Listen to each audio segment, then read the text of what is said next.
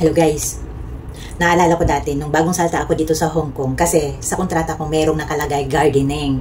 So nung nasa Pilipinas pa ako, excited ako, mahilig ako magtanim ng mga halaman. So pagdating ko sa bahay ni employer, hinanap ko kaagad ang kung saan ang kanilang garden. Kasi nga, bagong salta nga, wala naman akong alam na ganito pala. Parang condo or flat yung mga bahay dito. Kwarto-kwarto o ganun.